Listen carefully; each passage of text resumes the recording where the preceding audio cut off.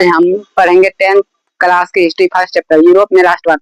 तो हम सबसे पहले पूछना चाहूंगा कि आप लोग कैसे हैं। 10th का एग्जाम नजदीक आ गया, पढ़ाई भी नहीं किए हो, टेंशन है तो चिंता नहीं करना है। आ गए हम लेके 10th का इतिहास का फर्स्ट चैप्टर यूरोप में राष्ट्रवाद। आज हम यूरोप में राष्ट्रवाद पढ़ेंगे।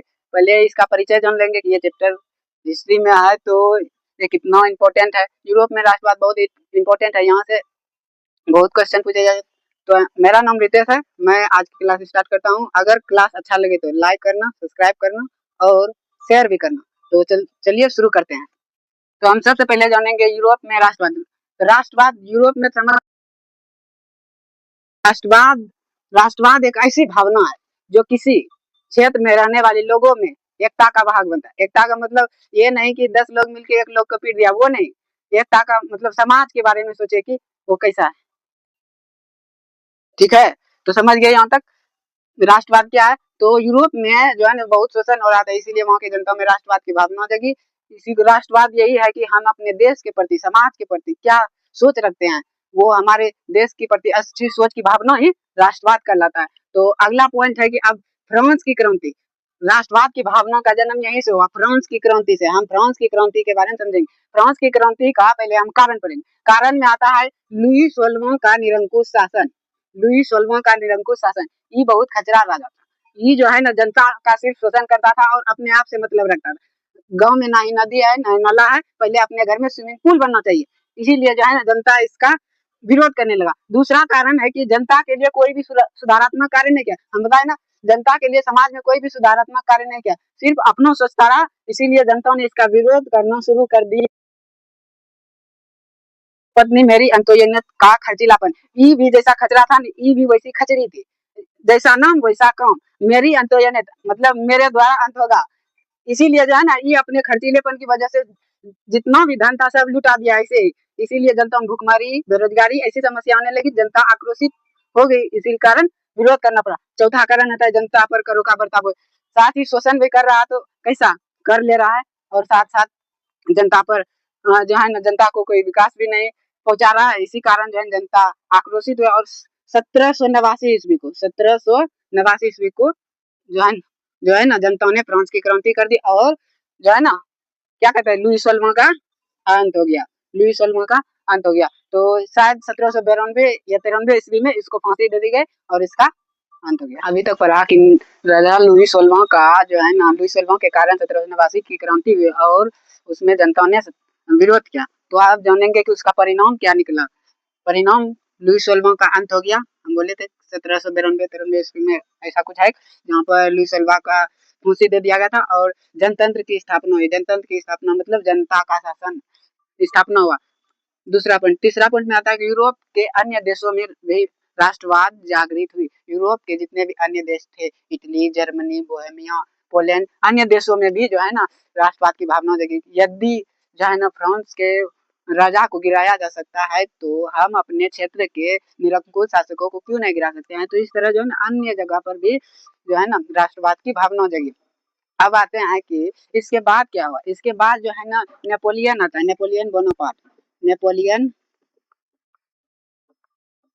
बोनापार्ट ये जो है ना 1804 ईस्वी में फ्रांस का सम्राट बना। इस ये भी समाज सुधारक था। इसने कई जगह जाकर जो है ना राष्ट्रवाद की भावना जगाने का प्रयास किया और फ्रांस में अत्यधिक जगह पर जो है ना जनता की सेवा करने का प्रयास किया।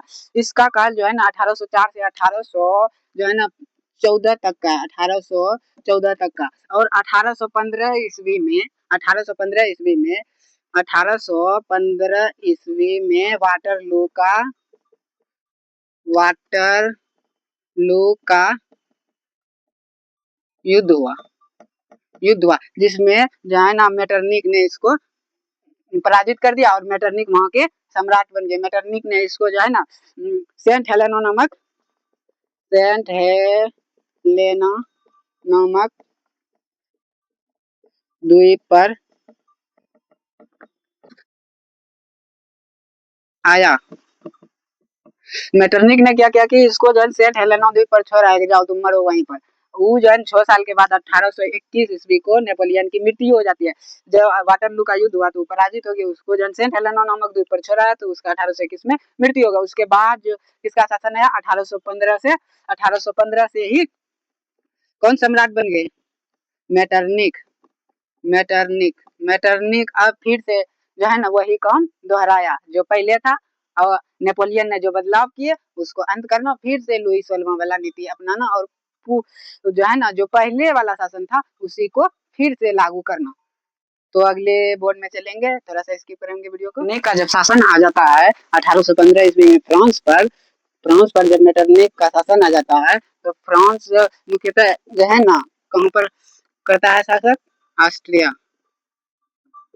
ऑस्ट्रिया ऑस्ट्रिया का शासक मेटरनिक बना, लेकिन फ्रांस को यही संचालित करता। तो 1815 में मेटरनिक जो है फ्रांस का राजा बना और 1848 तक इसका काल चला। इसने जो है ना 1815 से 1848 तक जो भी कार्य किए इसी को मेटरनिक युग कहा जाता है। मेटरनिक ने जो है ना इटली को इटली